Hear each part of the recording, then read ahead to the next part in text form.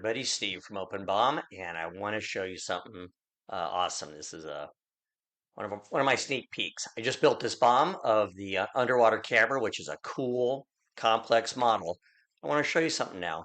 Um, the order of the items in the bill of material will now match the order of the items in the SolidWorks case in the feature list. Watch this.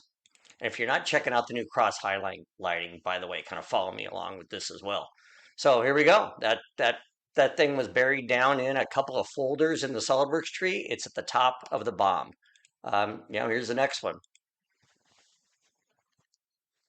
Okay, these two happen to be repeated, but let's drill down here a little bit further. And I want you to see that as I move along, as I move through the structure, the order of the BOM will match the order over here. Let's jump down to these handles. I'd expect this to be down one more.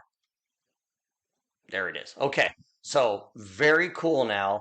Build a bill of material with the November 20, probably be out tonight or tomorrow, November 28th, 2023 release. And for existing bombs, you may have to delete the existing bomb. But for new bombs, they will build in the order of the SolidWorks feature manager. I would love to hear your feedback on that at support@openbom.com. Thanks, everyone.